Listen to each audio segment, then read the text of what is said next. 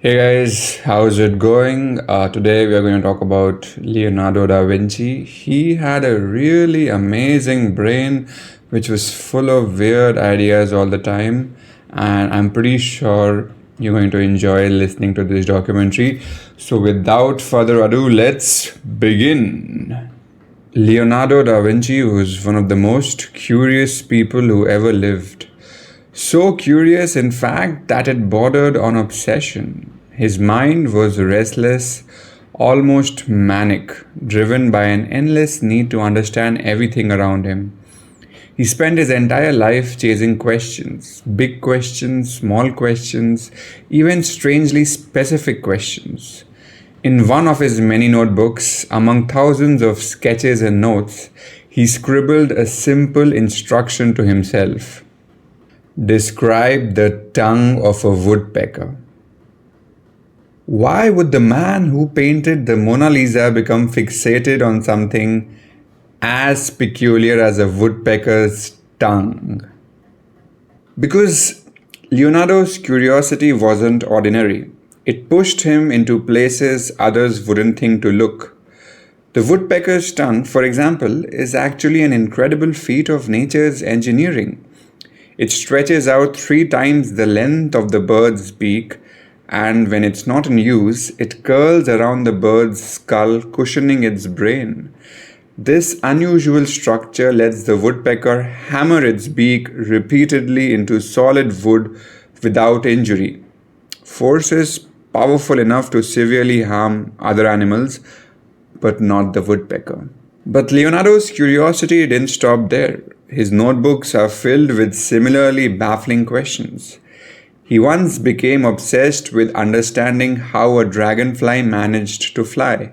He spent hours sketching their delicate wings, filling page after page with careful observations, convinced these tiny insects might hold secrets to human flight at a time when flying was unimaginable. Leonardo wasn't driven by practicality or fame. He was driven by a relentless, almost manic need to know. His curiosity propelled him into endless explorations, even when the answers weren't immediately useful or obvious. Yet, Leonardo da Vinci remains influential today, not only because of his curiosity, but because of his unmatched ability to fuse art and science. He embodied the ideal Renaissance man, seamlessly blending creativity with careful observation and rigorous study. His famous drawing, The Vitruvian Man, perfectly demonstrates this fusion, combining mathematics and anatomy to represent ideal human proportions. Documentary filmmaker Ken Burns describes Leonardo's interdisciplinary genius as foundational to his lasting impact, influencing modern science, technology, and art even centuries later. This is the story of Leonardo da Vinci, the relentless visionary whose insatiable curiosity and unique ability to blend art with science continue to shape our understanding of the world. Early years. Leonardo da Vinci was born on April 15, 1452 in Vinci, a small village tucked away in the gentle hills of Tuscany, Italy. From the start, his life was unusual. He was the illegitimate son of Piero da Vinci, a notary, which is a respected profession responsible for drafting and certifying legal documents, and Caterina, a young peasant woman. Because Leonardo was born outside marriage, he was barred by tradition and law from inheriting his father's respected vocation or carrying on the family name in an official capacity. This simple fact changed everything. Leonardo grew up on the outskirts, never fully accepted into his father's privileged society, yet not truly belonging in the humble life of his mother. Feeling like an outsider, he became accustomed early on to standing apart, quietly observing the world around him, always looking in from the outside. Leonardo didn't receive the education typically given to sons of respected families. He wasn't taught Latin, literature, or law. Instead, he educated himself entirely, driven by an intense, almost obsessive curiosity. Without a formal school or dedicated teachers, Leonardo found his lessons in nature itself. He spent his childhood wandering the fields and forests surrounding Vinci, endlessly fascinating by the smallest details most others overlooked. He studied how water flowed over rocks, sketching the complex currents and patterns. He became absorbed watching birds in flights, carefully noting the movements of their wings. Leonardo didn't just observe, he wanted to understand why nature behaved the way it did. His earliest surviving notebooks show how deeply he paid attention. They are filled with meticulous sketches of plants, animals, and landscapes, along with detailed observations and questions about their structure and function. He wondered about things no one else seemed to notice: how birds balanced on air currents, how the shape of leaf affected the way the rain ran off, or why clouds formed different patterns in the sky. His childhood may have been difficult, even isolating, but it taught Leonardo da Vinci something valuable: to rely entirely on his own eyes and his endless curiosity. He believed deeply in the evidence of his own senses, often writing in his notebooks that experience is the mother of all knowledge. Leonardo's illegitimate birth forced him into the role of an outsider, but it also freed him from expectations. Because he couldn't follow his father's footsteps, he had no choice but to forge his own unique path. This outsider status allowed him to question traditions others accepted without thought, pushing him further into creativity and independent thinking. Those early years spent observing nature, free from formal expectations, built the foundation for a genius who would reshape art, science, and the very way we understood the world today. Apprenticeship in Florence. When Leonardo was about 14 years old, his father recognized his artistic talent and brought him from Vinci to Florence, a bustling city full of artists, sculptors, and craftsmen.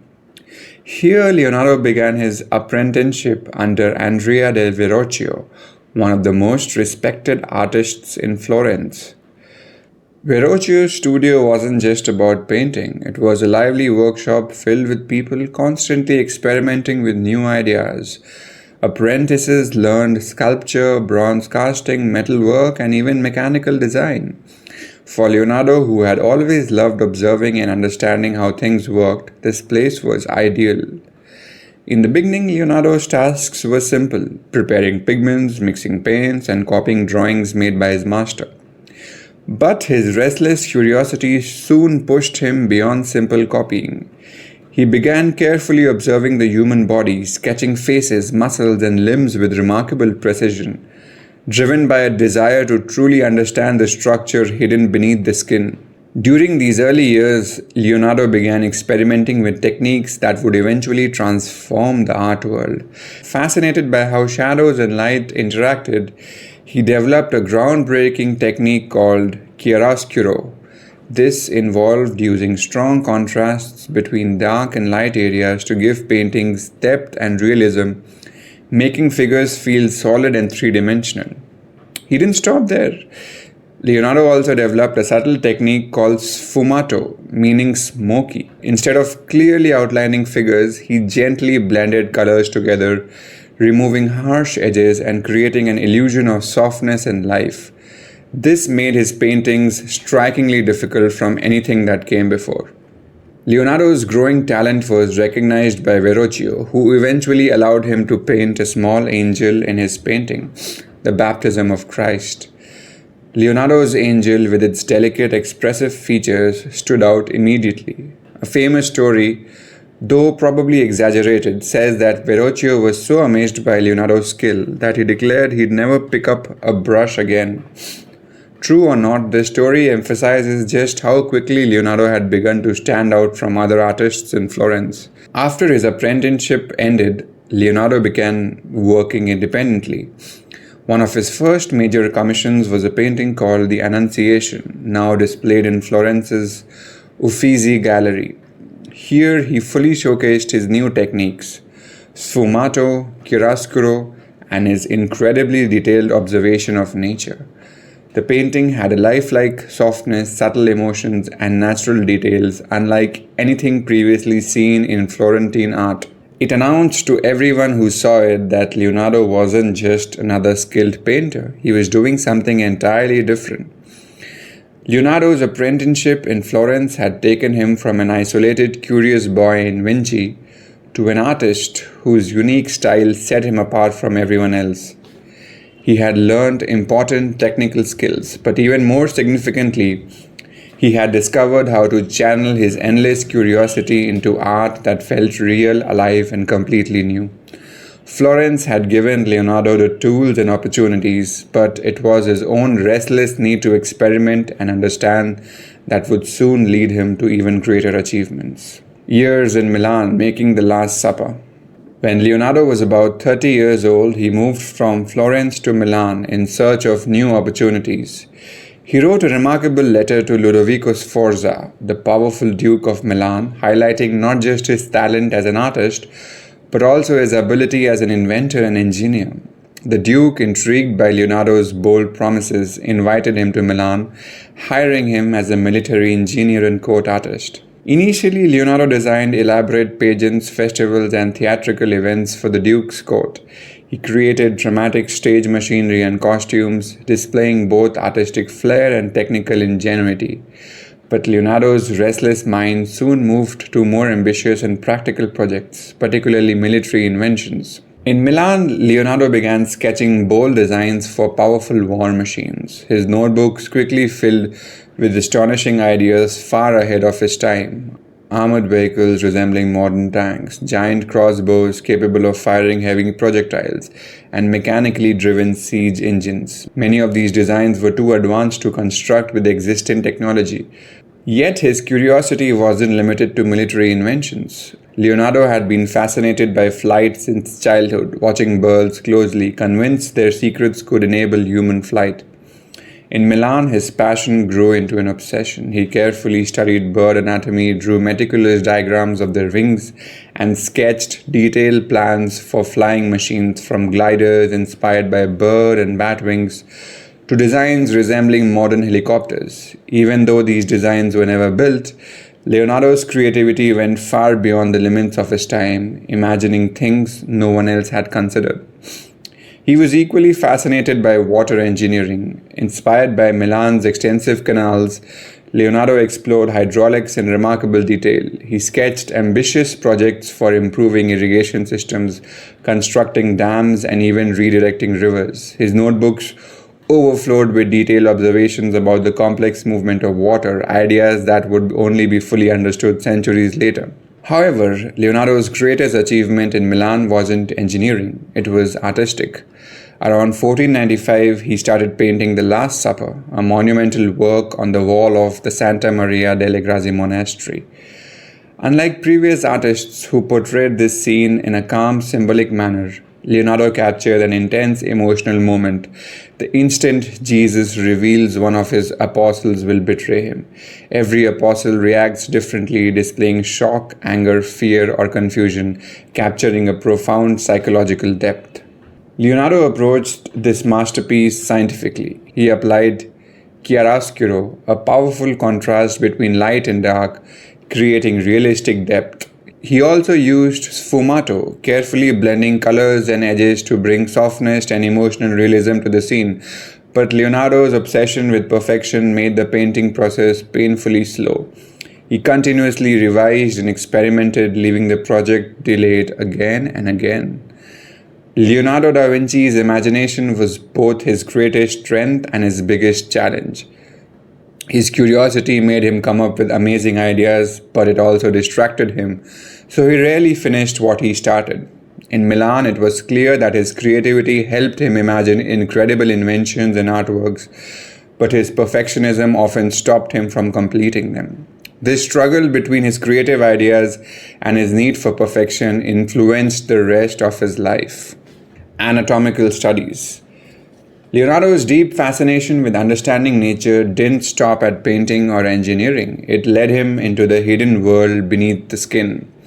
Throughout his time in Milan and for many years afterward, Leonardo secretly performed detailed anatomical dissections, something few dared attempt in his day. Dissecting human bodies was not just dangerous, it risked severe punishment, and the practice was often considered heretical. In quiet rooms, often late at night, Leonardo carefully dissected cadavers, methodically uncovering muscles, tendons, bones, nerves, and organs. His notebooks quickly filled with thousands of detailed sketches and notes depicting human anatomy with remarkable clarity. Unlike other artists of his era who guessed at anatomy, Leonardo drew from direct observation, creating illustrations so accurate they would remain unmatched until modern medicine caught up centuries later. He went deeper, carefully sketching the intricate structures within the heart and lungs, mapping veins and arteries, and even describing the complex systems controlling nerves and muscles. Among his most impressive discoveries was the correct understanding of how blood moved through heart valves, something medical professionals wouldn't fully grasp until hundreds of years later. Leonardo famously wrote in his notebooks, "People who focus on practice without science are like sailors on a ship without a rudder or a compass," showing his belief that combining different fields of knowledge helps us discover deeper truths. However, his anatomical findings remained largely hidden in private notebooks, unseen for generations. Isaacson argues that his failure to share his research limited Leonardo's immediate impact in science, despite his remarkable discoveries. Mona Lisa and rivalry with Michelangelo. In 1503, Leonardo began painting the Mona Lisa, a portrait destined to become the most famous artwork in history. At first glance, the painting appears straightforward, a quiet, seated woman with a subtle expression, but its true power lies in the mystery behind her famous smile, a detail that continues to captivate viewers centuries later. Leonardo's extensive anatomical studies allowed him to carefully paint subtle details around the Mona Lisa's eyes and mouth, creating an expression that seems to shift depending on the viewer's perspective. Modern researchers suggest this subtlety was intentional. Leonardo wanted her face to reflect inner thought and emotion, prompting endless speculation about the subject's identity and the meaning behind his smile. Despite the painting's significance, Leonardo himself never delivered it to the original patron, instead carrying it with him for years and revising it repeatedly until his death. He simply could not consider it finished. Leonardo's struggle to finish projects extended far beyond the Mona Lisa. Major commissions like the ambitious Adoration of the Magi remained incomplete because he continually revised details and pursued new ideas, frustrating patrons and damaging his professional reputation. His difficulty completing work sharply contrasted with the younger and more productive Michelangelo, whose rapid success created a fierce rivalry between the two artists. This rivalry reached its peak around 1504 when Florence commissioned them both to paint enormous frescoes side by side in the Palazzo Vecchio. Leonardo's painting The Battle of Anghiari emphasized emotional realism and complex human reactions, while Michelangelo's The Battle of Cascina showed heroic strength and dramatic intensity.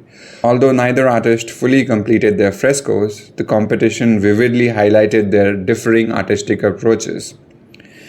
Their rivalry became deeply personal, with Michelangelo openly criticizing Leonardo's cautious, indecisive working style.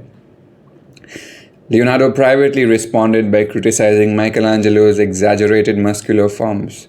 This personal tension influenced public perception, and patrons increasingly favored Michelangelo for his boldness and productivity, further isolating Leonardo.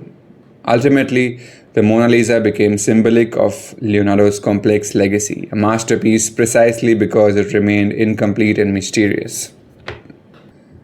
Later years and death, feeling increasingly sidelined by younger, more productive artists like Michelangelo and Raphael, Leonardo accepted an invitation in 1516 from King Francis I of France, leaving Italy behind forever. The French king deeply admired Leonardo, offering him a peaceful residence at the Château du Clos near Amboise. Here, Leonardo finally found a patron who gave him complete freedom, no deadlines, no rivalries, just the time and resources to pursue his ideas freely. Leonardo spent his final years organizing and expanding his vast collection of notebooks, which contain thousands of pages of sketches, notes, and experiments. These notebooks remain one of his most significant legacies. Filled with detailed studies ranging from anatomy and geology to astronomy, optics, and engineering, they reveal Leonardo's boundless curiosity and his refusal to separate art from science. Many of these ideas, such as plans for advanced machinery, insights into human anatomy, and groundbreaking concepts in optics and physics, would remain hidden or misunderstood for centuries, later influencing generations of artists, scientists, and inventors. Walter Isaacson emphasizes in his biography that Leonardo's enduring impact comes not only from his artistic masterpieces, but from the extraordinary way he thought. Leonardo matters today because he represents a way of looking at the world, an approach driven by curiosity, careful observation, and interdisciplinary exploration. Leonardo's greatest lesson for us today is the importance of seeking connections rather than divisions, of seeing the world as an interconnected whole rather than isolated parts. Leonardo died in 1519 at the age of 67, reportedly with King Francis at his side. Though he left fewer than 24 completed paintings, his vast notebooks ensured that his innovative thinking and visionary insights continue to resonate long after his death. Leonardo da Vinci's life reminds us of the incredible power of curiosity, creativity, and interdisciplinary thinking. If his story inspires you to explore further, I highly recommend Walter Isaacson's biography, Leonardo da Vinci, for deeper insights. Let me know in the comments what fascinated you the most about Leonardo's extraordinary life.